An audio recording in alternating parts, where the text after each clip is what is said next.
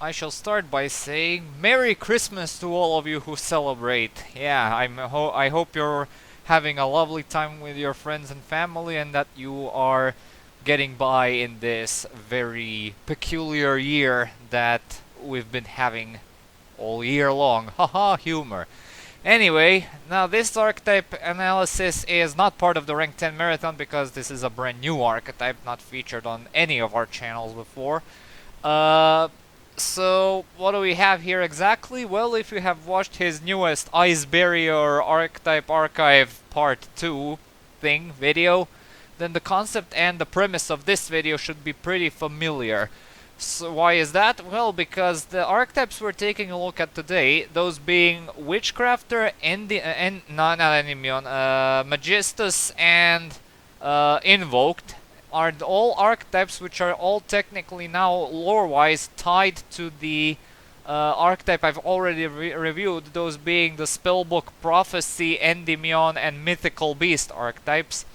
So yeah, if you want to look at this archetype analysis, you better watch that previous one because the archetypes are now all tied lore-wise to those previous sets of cards, because the newest one, the Magistus archetype, actually has monsters which basically tie all those archetypes together. So yeah. And yeah, logically this should have been an inclusion in the archetype rematch series, but given the fact that we're talking about 40 plus new cards here, that'll be pretty funny if like most of the archetype rematch episode is taken up by a singular archetype. So anyway, I decided to give them a new episode of archetype analysis. I'll see how the grading goes. I wrote down the gradings that I gave out to the archetype before this thing became a thing. So yeah, I'll see if some grades change or not. So anyway, let's start taking a look at them, shall we? And we start off with the Witchcrafters, a bunch of the cards. First of which we have our only level 1 monster, Witchcrafter GENNI. This is a level 1 spellcaster with 300 attack and 500 defense, and during the main phase, quick effect, you contribute this card to discard a spell card and special summon one Witchcrafter monster from your deck and accept Witchcrafter GENNI, and you can banish this card from your graveyard and add one Witchcrafter spell from your graveyard, and this effect becomes that spell's effect when this card is activated, and you can only use each effect once per turn. GENNI is essentially a tree-off staple, and she also sets the gimmick of Witchcrafters, and that is that they are based around discarding spell cards in order to activate their monster effects, which makes Summoner Monk a pretty interesting choice in the deck because he's also a level 4 spellcaster, which can also enable some rank 4 plays or link plays. And given the fact that we have quite a few level 4s in the archetype, not that much in the Witchcrafter archetype, but combined with the previous video and the cards we have in this video, yeah, there are quite a few targets the Summoner Monk can summon.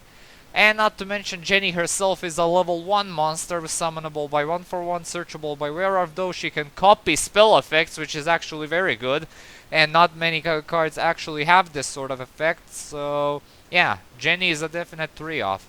Next up we have our only level 2 monster, Witchcrafter POTTERIE. This is a 0 attack and 2000 defense level 2. And during your main phase, quick effect, you contribute this card, then discard a spell card to special summon a Witchcrafter monster from your deck, except herself. And if you have no cards in your hand, you can banish this card from your graveyard and target a Witchcrafter card in your graveyard and add it to your hand. And you can only use each effect once per turn. It's essentially a different flavor of GENNI due to the fact that both of these effects are very similar.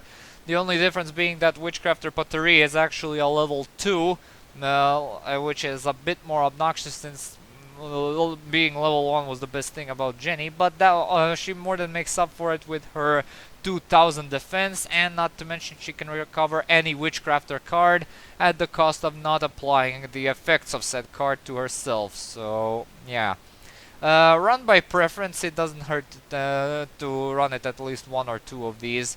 Next up we have our only level 3, which is Witchcrafter POTTERIE, which is another spellcaster. It says during the main phase quick effect you contribute discard, then discard one spell card and special summon a Witchcrafter monster from your deck, except POTTERIE, and you can banish this card from your graveyard and draw one card, then send one Witchcrafter card from your hand to the graveyard, and if you have none, banish your entire hand. You can only use each effect of Witchcrafter POTTERIE once per turn.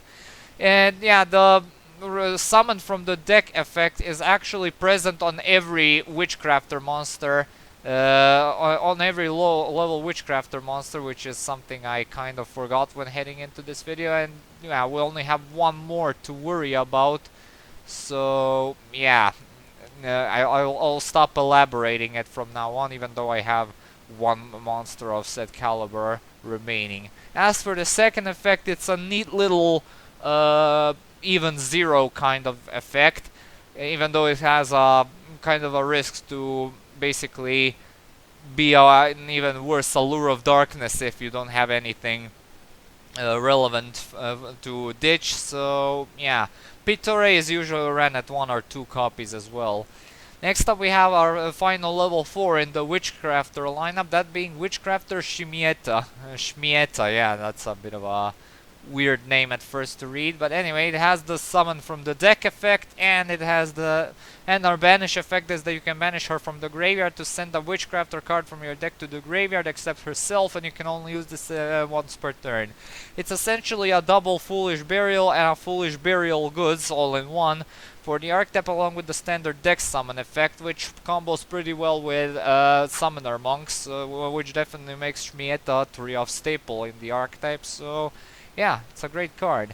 Now we're moving on to the Invoked lineup, the archetype that was clearly the inspiration for fossils, except, you know, Invokeds are actually meta relevant and I actually have good cards and design and thought and effort put into them, while fossils were simply farted into existence with no care in the world. So anyway, ALEISTER in the Invoker is their only main deck monster of the Invoked archetype, and it's a level 4 spellcaster with 1000 attack and 1800 defense, and a quick effect that says you can send this card from your hand to the graveyard to target a fusion monster you control, and it gains 1000 attack and defense until the end of this turn.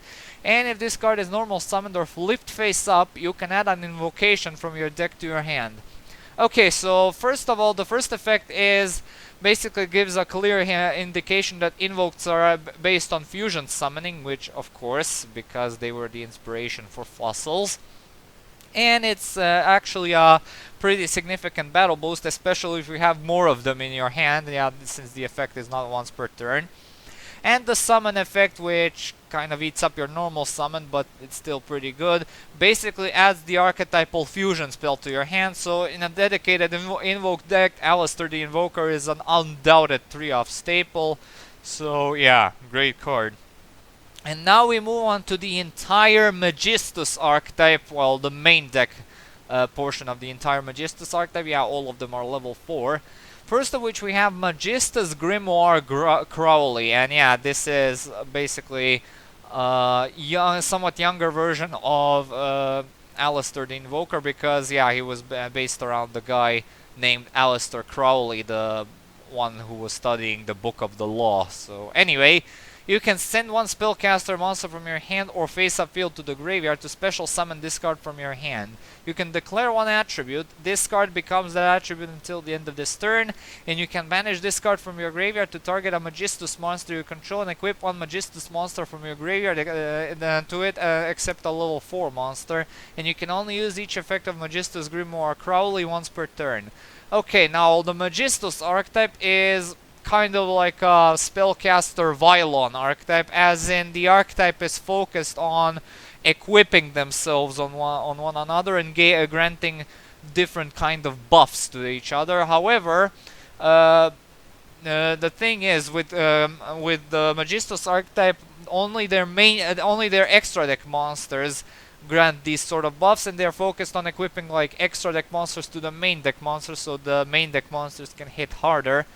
And this comes at a cost of the extra deck monsters not having many good effects on their own, meaning they primarily rely on Magistus monsters to be, you know, to be their wielders. So yeah.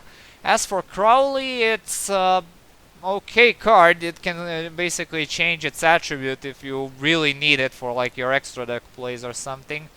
Has a neat special summoning condition in form of discarding a spellcaster monster, meaning it can trigger Trick Clown's effect and go into a rank 4 without using your normal summon, so that's pretty neat. So yeah, this is a good card, definitely worth running. And next up we have Magistus Master Endymion.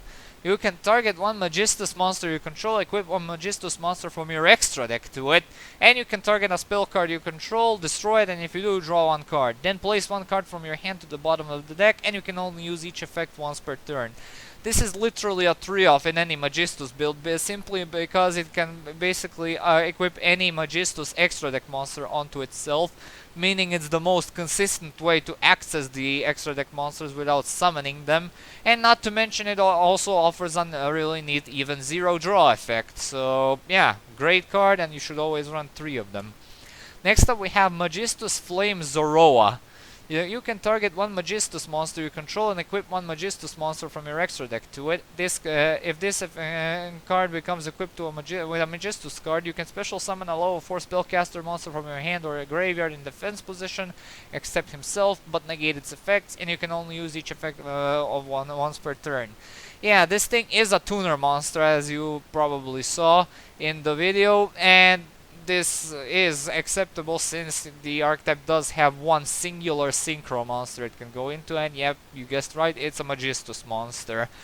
As for this guy, it's basically a secondary version of Endymion, and yeah, it's basically a recycling version of Endymion. Basically, whatever Endymion happens to be sent to the graveyard, this guy can fetch it right back, along with providing another extra deck equip onto himself. So yeah, it's a very good card.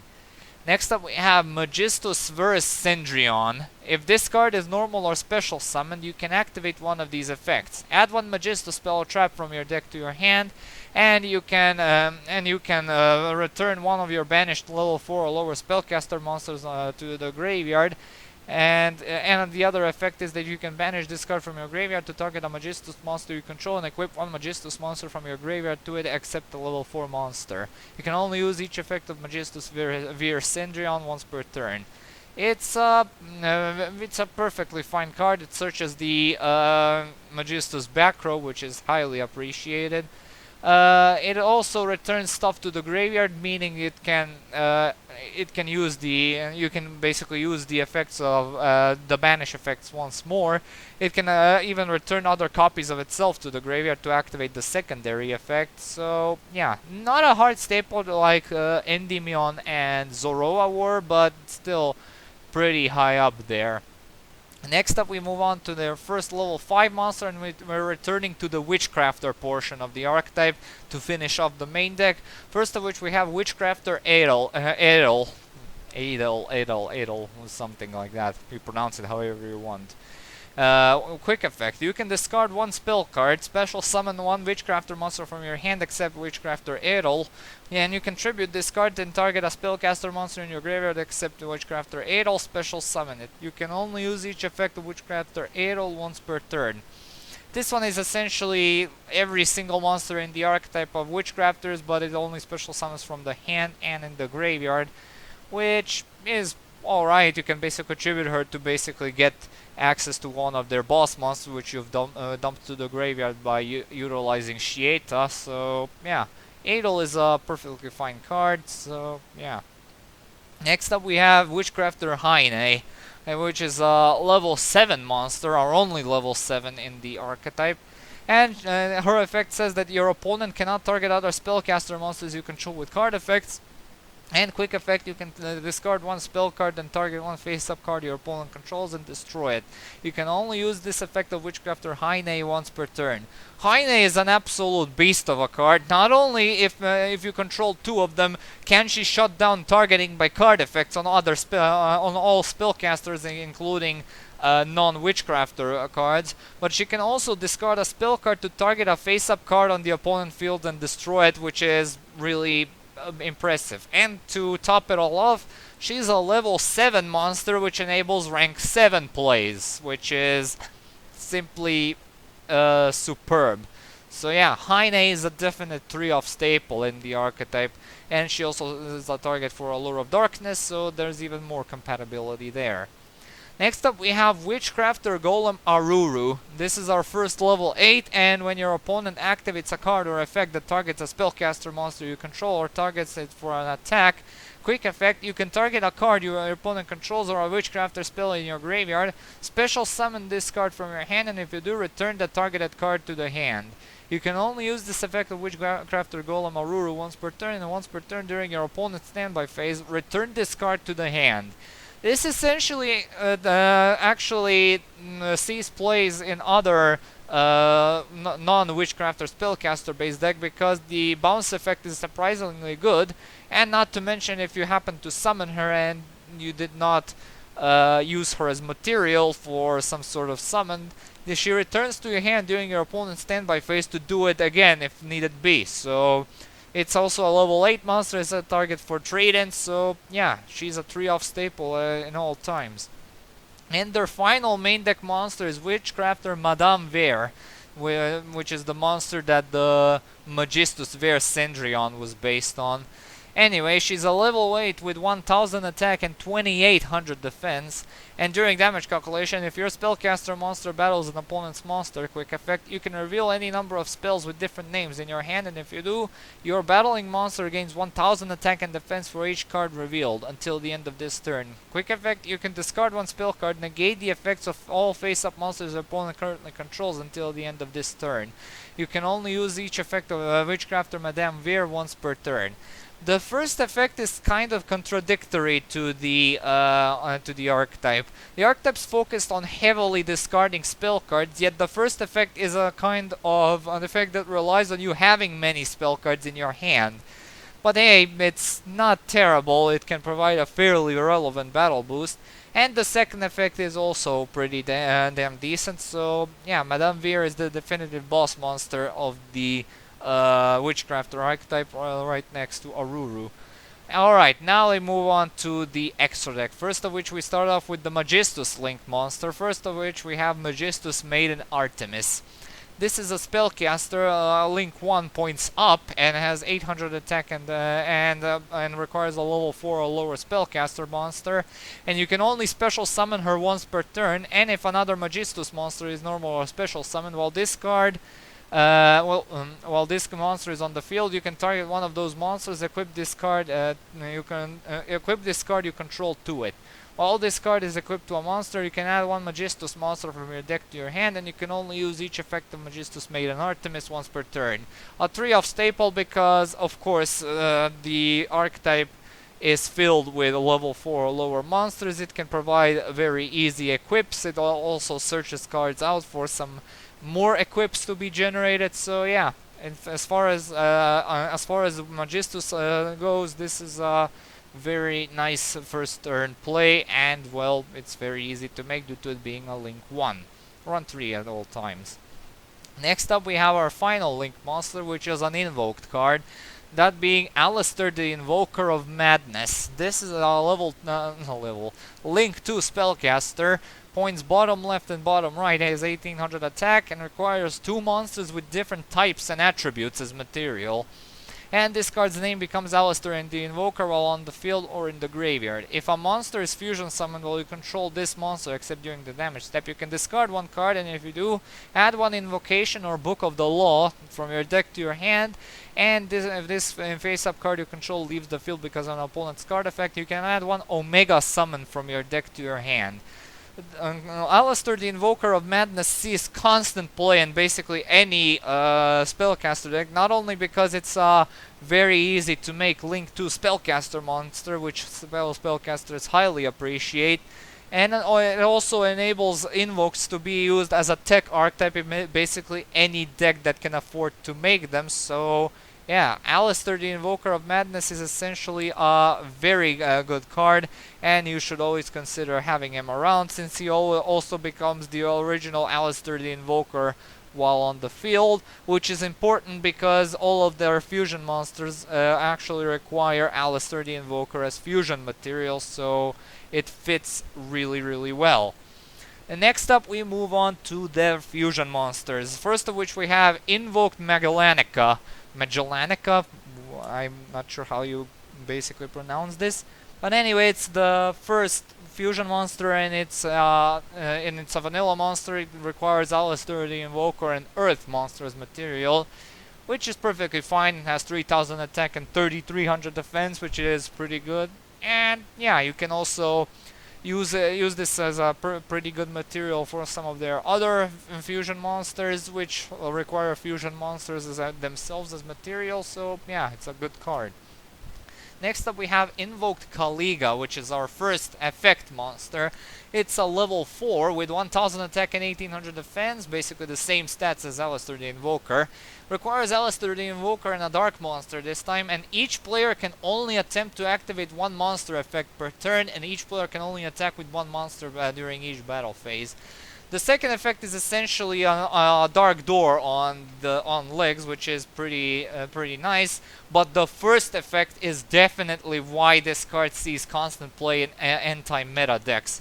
Basically, your opponent can only attempt to activate one monster effect per turn, which is already very impressive, and combined with cards like Medium of the Ice Barrier or Great Shogunshi, and you can basically really shut down the opponent from actually doing anything with just a few monsters on board. So yeah, CALIGA is a very good card, and I'm not sure, but I think you can actually bring him out with instant fusion, meaning you can shut your opponent's effects down somewhat during your turn to make your plays safer to activate. So yeah, it's a very welcome addition to the archetype.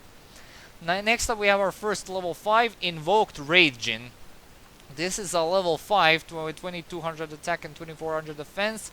Requires Aleister the Invoker and a wind monster. And once per turn during either player's turn, you can target a face-up monster on the field and change it to face-down defense position. Yeah, it's something, certainly. In Master Rule 4 it barely saw any play because, again, the board was mostly populated by Link monsters in that era. So, but nowadays it has a lot more usage, as it's one of the fancier ways you can shut down monster effects during your opponent's turn, which is very valuable nowadays. So yeah, RAIDJIN is an absolute masterpiece of a card nowadays. So yeah, you should always consider having him around. Next up we have Invoked COCYTUS, which is our first level 6 card. And it requires Aleister the Invoker and a water monster. This time has 1800 attack and 2900 defense. Cannot be destroyed by your opponent's card effect, and your opponent cannot target this card with card effects. This card can attack while in face-up defense position, and if it does, apply its attack for damage calculation. This is essentially an archetypal total defense Shogun or an elemental hero Rampart Blaster if you want to be outdated and stupid and mention that card. And anyway, this is, yeah, a perfectly good effect, although I would have loved it if you could actually apply this card's defense values as for attacks. But hey, I guess you can utilize stuff like switching the original attack and defense of the card or something. But anyway, yeah, it's you can like utilize Magnum Shield or something like that in order to make this make some niche uses out of this card. And yeah, it's a pretty good way to experiment with the card. Run any number of these. Next up we have our first level 7 Invoked Purgatrio. This one requires Aleister the Invoker and a fire monster, and this card gains 200 attack for each card your opponent controls. This card can attack all monsters your opponent controls once each, and if this card attacks a defense position monster, inflict piercing damage. Yeah, it's an archetypal Asura Priest, and it actually gains a pretty hefty attack boost for the contents of your opponent's field. So yeah, it can run over quite a few stuff, and not to mention, fire monsters are not that common, so yeah, the optimal fusion material might not always be out there, but hey, Grimoire Crowley exists and he can change his attributes, so that's gotta account for something, if anything. Next up we have Invoked Agaudius. Yeah, these names are a bit tricky to pronounce. Anyway, it's our first non-standard invoked fusion monster, as it requires ALEISTER the Invoker and a fusion monster as material. And if this card is special summoned or a monster is special summoned to your opponent's field, you can target a monster your opponent controls, destroy it. You can only use this effect once per turn, and once per turn you can banish one fusion monster from your graveyard. This card gains attack equal to that banished monster's attack until the end of this turn. It offers a simple destruction effect, and basically if you can actually summon CALIGA with instant fusion, you can basically summon this thing with turbo ease, although it does not get many attack points. It gains a 1000 attack points, which turns this thing into a 3000 attack beatstick, which is very nice, and it allows it to beat over quite a few things. So yeah, Agaudius is actually pretty good cards, and you should consider having it around if you are building an invoke deck of any kind, and especially if you're going against a fusion user. Now we sidetrack for a little bit to another level 8 monster, which is a Magistus card. That being Magistus Saint Iwas. Kind of looks like a baby version of Yaldabaoth from Persona 5 Royale, but anyway. Anyway, this one requires a Magistus monster and a spellcaster monster as material, and it has 2000 attack and 2800 defense. And during the main phase, quick effect, you can target one other face-up monster on the field and equip this card you control to it. You can only use this effect of Magistus Saint Iwas once per turn. While this card is equipped to an opponent's monster by this effect, that monster cannot activate its effects, also take control of it, and a monster equipped with this card gains 1000 attack and defense. Among the better Magistus extra deck monsters, because this is the only one that can actually equip itself to another monster, as in it has an inherent equip effect. And this one is of course obviously meant to be an archetypal snatch steal, as it's focused on stealing the opponent's monster, so you'll tend to use them as material for some sort of extra deck summon most of the time. So yeah, it's a perfectly fine choice, and it's very easy to make, so you should run any number of these. And now we return to the last two invoked monsters, first of which we have Invoked Macabre. This one requires ALEISTER the Invoker and a light monster. It's a level 9 monster, and it has 2500 attack and 2100 defense. And once per turn, when a spell, trap, or monster effect is activated, you can send the same type of card, monster, spell, or trap, from your hand to the graveyard, negate the activation, and if you do, banish that card. It's essentially the exact same thing as Arcana Knight Joker, however you want to pronounce it, except it's a lot easier to summon, basically, since it requires a light monster. That is also a humongous benefit, because most light monsters have very good graveyard effects. And yeah, and not to mention it banishes the card it negates, instead of Arcana Knight Joker simply destroying it. So yeah, Invoked Macabre sees constant competitive play, and I'm not even sure if it'll even die out when it comes to usability, and of course being a good card in general. So yeah. And the final invoked card is Invoked Elysium. This is a level 10 monster with 3200 attack and 4000 defense, same stats as Super Dora. Requires an invoked monster and a monster that will special summon from the extra deck as material, and must first be fusion summoned with the above fusion materials. And while face up on the field, this card is also dark, earth, water, fire, and wind attribute. Basically, it shares every attribute in the game. And once per turn during either player's turn, you can target an invoked monster you control or in your graveyard, banish it, and all monsters your opponent controls with the same attribute as that monster.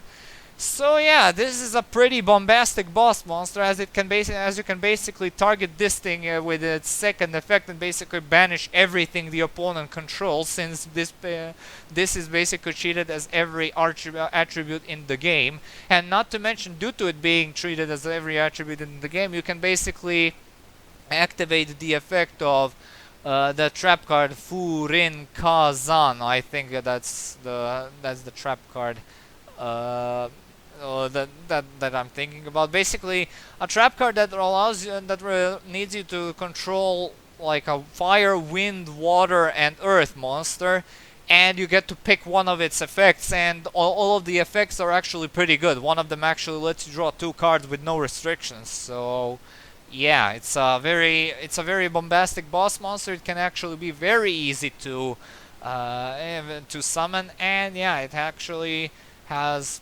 very good stats and an amazing array of effects, and it's the definitive boss monster of the invoked archetype. Half an hour in and we're almost done with the extra deck. We only have a synchro monster and an Xyz monster remaining, both of which are Magistus monster. So first of which we have the synchro monster Magistus Dragon Vafram. This is a level 8 dragon with generic summoning conditions, and has 2500 attack and 2900 defense. And a monster equipped with this card cannot be destroyed by your opponent's spell or trap effects, and you can only use each of the following effects of Vafram once per turn. If this synchro summon card is destroyed, you can destroy all face-up cards your opponent controls. At the start of the damage step, when a monster equipped with this card battles an opponent's monster, you can destroy that opponent's monster. The only relevant effect about this card is actually the floating effect, and I'm not sure if it even triggers upon the card being destroyed while it's being treated as an equip spell. If it does trigger, then yeah, this is a very good card. And not to mention that it's basically, the second effect is pretty archetype reliant, but within its archetype it's actually pretty busted, as it basically turns the equipped monster into a Catastor with no restrictions or conditions. So yeah, it's a great card, and it also gives some slight protection. So yeah, Magistus Dragon Vafram is a pretty good archetypal card, but in terms of generic applicability, it's a perfectly fine card as well. Next up, we have our final monster of the day, Magistus Goddess Ninaruru, which is of course based on the Witchcrafter Golem Aruru. And this is a rock Xyz monster, requires 2 level 4 spellcaster monsters as material, has 1800 attack and 2400 defense. All of them have larger defense values for some reason. And a monster equipped with this card can make up to 2 attacks on monsters during each battle phase. You can only use each of the following effects once per turn. You can detach a material from this card and target a level 4 or higher spellcaster monster in your graveyard and add it to your hand. And all this card is equipped to a monster. You can target a Magistus card in your spell and trap zone and one spell or trap your opponent controls and destroy them. Basically, the multi-attacking effect can be pretty devastating if you apply it on the correct monster, which the main deck monsters are simply not, since they have pretty minuscule attack values. But if you can somehow manage to equip this to another monster with higher attack values, then you basically have a very good attack and damage dealer on board. And not to mention the recycling and the destruction effect are pretty good as well. So yeah, it requires spellcaster monsters of material, but is a rock for some reason, even though it has no reason to be a rock. So yeah, it's a very good card to consider. 1 or 2 should be perfectly fine.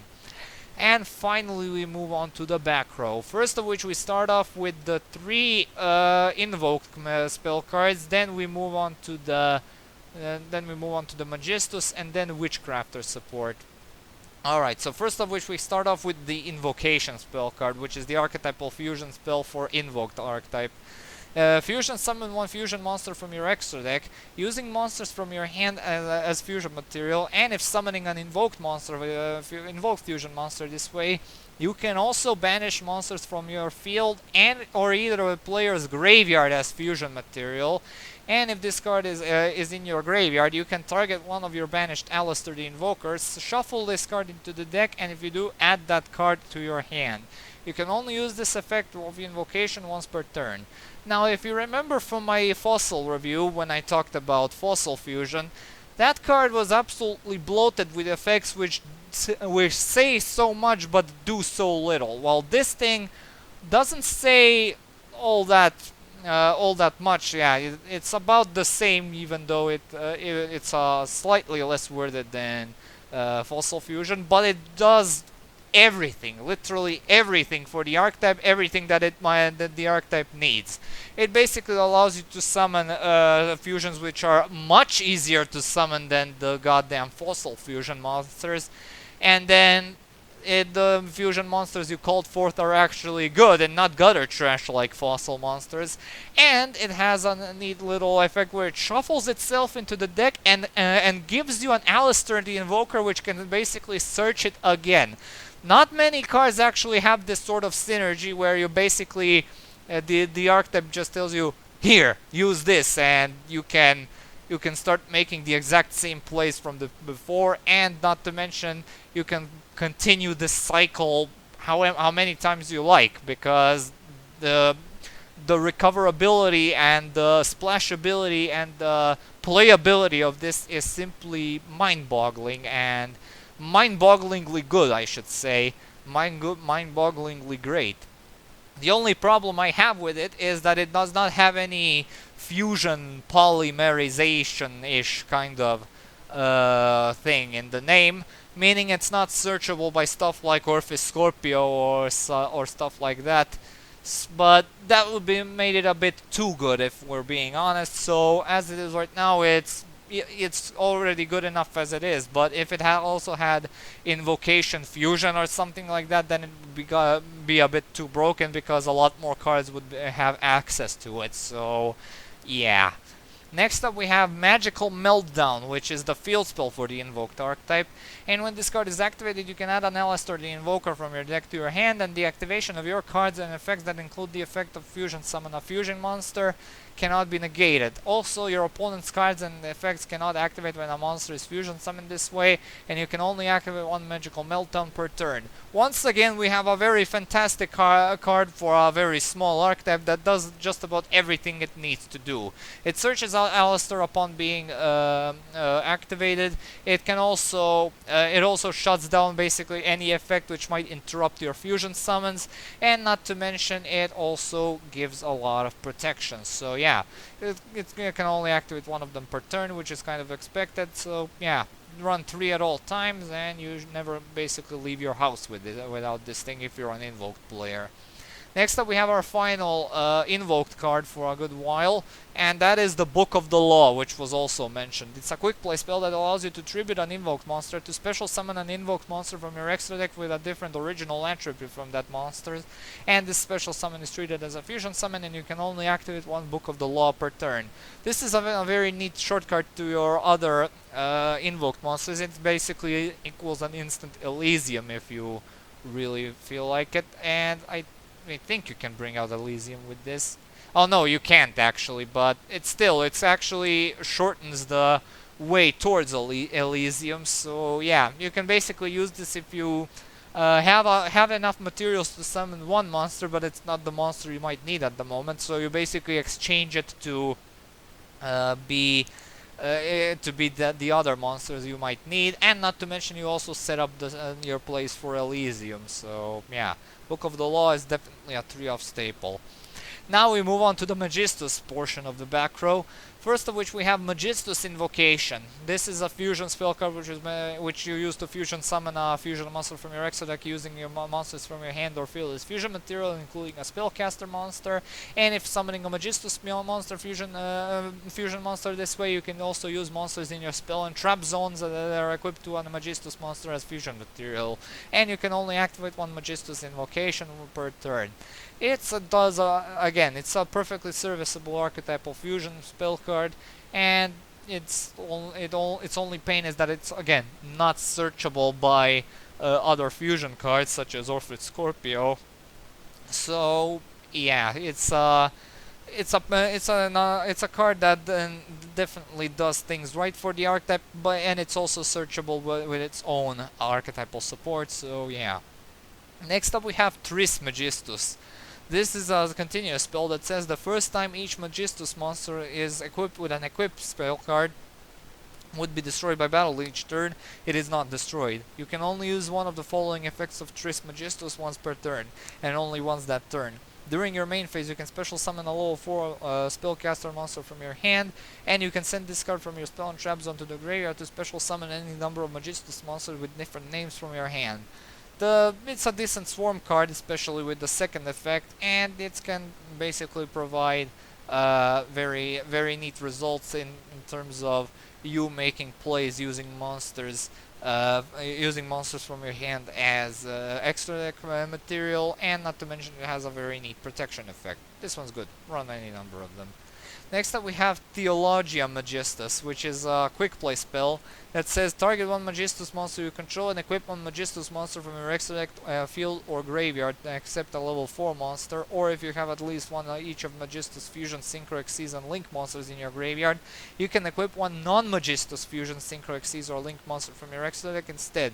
You can only activate one Theologia Magistus per turn.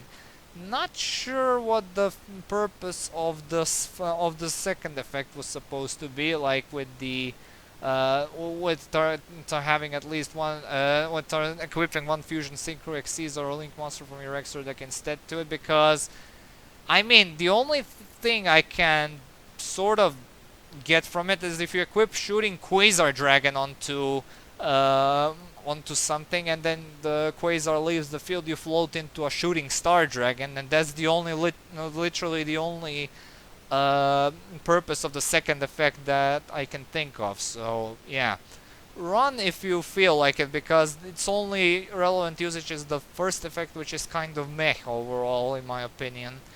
Next up we have VRITRA Magistus, which is our final Magistus card. And our final Magistus card in general, because the rest we only have Witchcrafters and Invoked still remaining. And it allows you to target a level 4 or lower Magistus monster in your graveyard, special summon it, and if a Magistus card in your spell and trap zone would be destroyed by an opponent's card effect, you can banish this card from your graveyard instead. You can only use each of the effect of VRITRA Magistus once per turn. It's an archetypal monster reborn, and it also protects stuff from getting destroyed. You run 3 of these and never any less. Next up we move on to the Witchcrafter portion of the archetype once more. First of which we have Witchcrafter BYSTREET. It's a continuous spell card that says the first time each Witchcrafter monster you control will be destroyed each turn by battle or card effect, it is not destroyed. You can only use one of the following effects once per turn, and only once that turn. If a Witchcrafter monster you control would discard to activate its effect, you can send this card to the graveyard, from the field to the graveyard instead, and during your end phase, if you control a Witchcrafter monster while this card is in your graveyard, you can place this card, face-up card in your spell and trap zone. This is essentially a very neat way to basically secure usage of your Witchcrafter effects if they don't have any resources to dump in order to generate the advantage. And the second effect, it basically recovers itself, basically provides some recovery, and it also provides some protection on the side. Yeah, this is a good card, and you can basically run 3 of these at all times. Next up we have Witchcrafter Collaboration. Target one Witchcrafter monster you control, it can make a second attack during each battle phase this turn. Also, if it attacks this turn, your opponent cannot activate spell traps until the end of the damage step, and during your end phase, if you control a Witchcrafter monster while this card is in your graveyard, you can add this card to your hand. You can only use one Witchcrafter Collaboration effect per turn, and only once that turn. This is a very handy tool to have around, since the Witchcrafters do have decent attack values, and combined with Aruru or Madame Verre or Haine, it can basically result in a very good damage output, especially if the opponent happens to be open for a direct attack. So yeah, this is another good card. It also has the recovery effect akin to BYSTREET, so yeah, definitely do run this thing. Next up we have Witchcrafter Creation.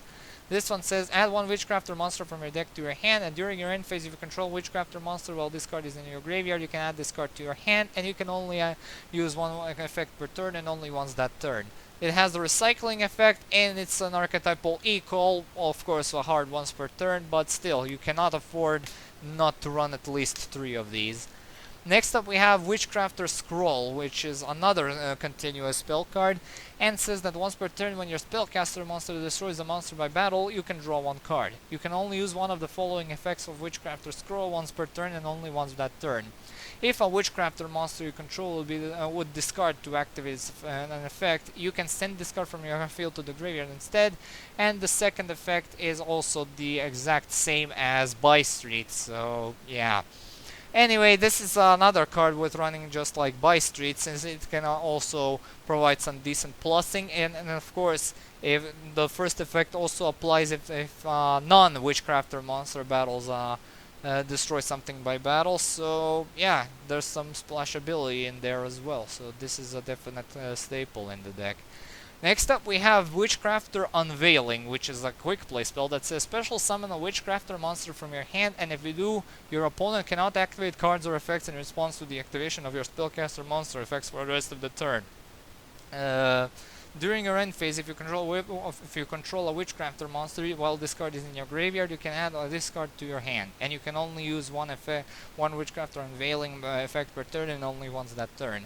This card basically single-handedly made Witchcrafters a lot more viable as a tech option in other spellcaster decks, because not only do you get a Witchcrafter from your hand, which is kind of meh, but it can basically save up a ton of trouble with generating advantage by not using up your normal summon, but the after effects is extremely worth it, as you basically give an opponent a shutdown on your spellcaster monster effects, as he cannot respond to any of them.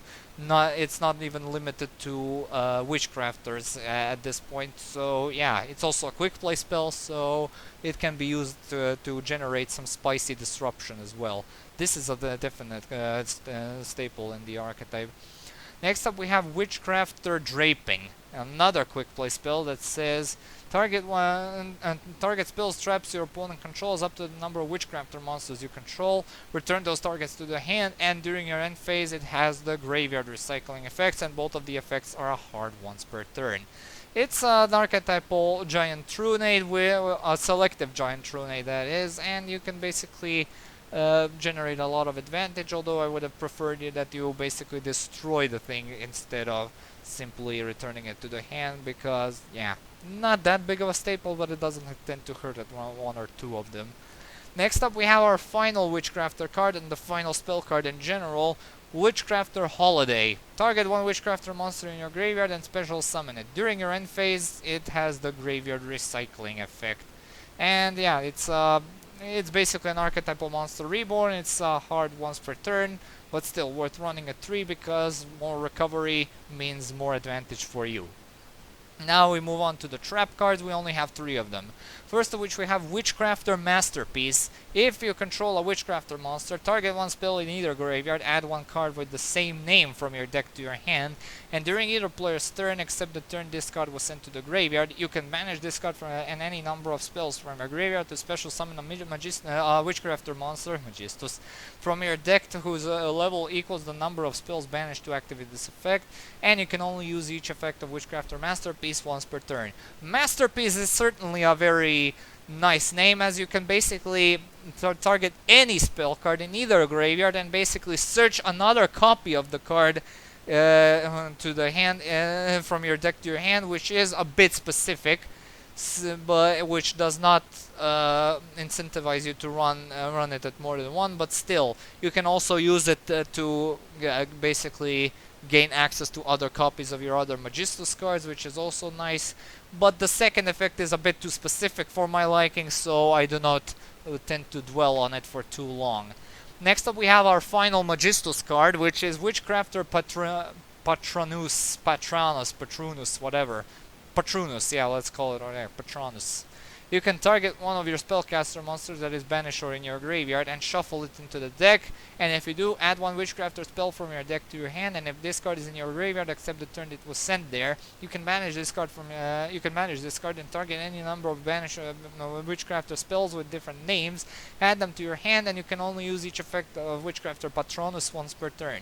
Patronus is essentially a second card that's made to basically synergize with the effect of Masterpiece, since it basically you use Masterpiece to banish stuff, and then you use this to fetch that stuff back.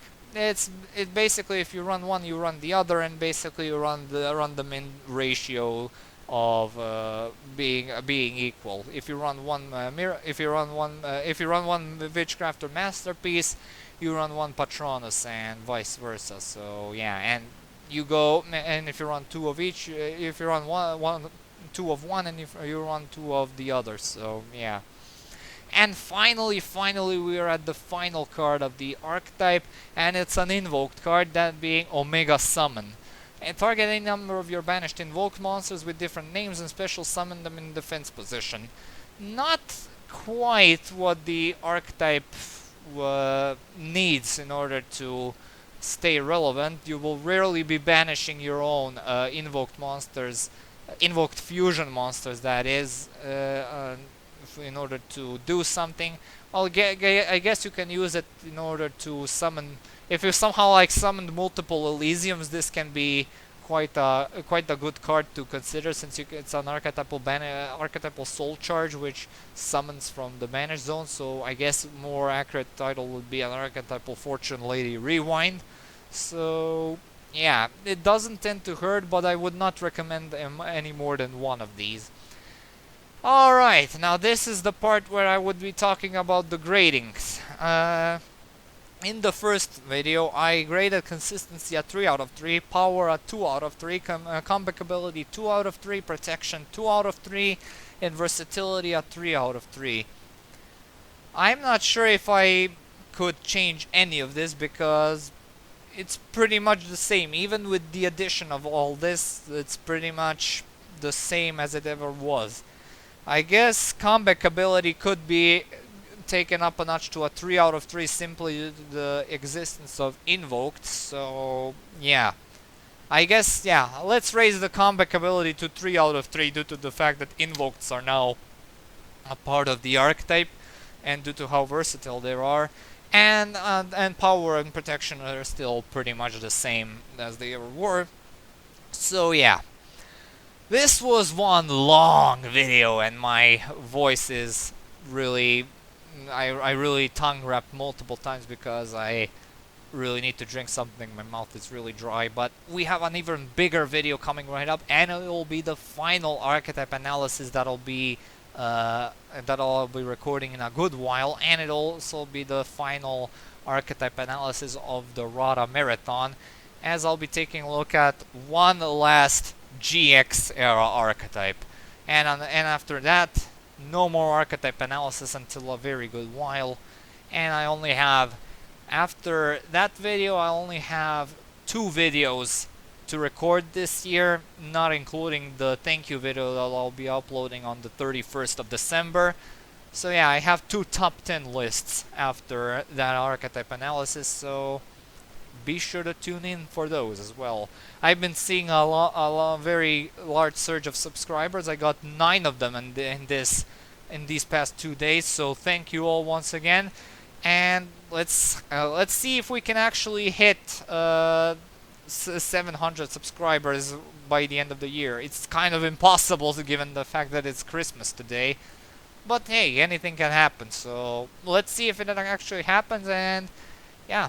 I'll see you all in the next archetype analysis, which will be even longer than this one. We have 53 cards, I think, in that next one. So yeah, anyway, thank you all so much for watching. Stay tuned for more videos and updates. Comment, like, and subscribe. Be sure to check out my Patreon when you got the time. Maybe drop a few donations if you feel like it. And I'll see you all, and have a good day. Peace.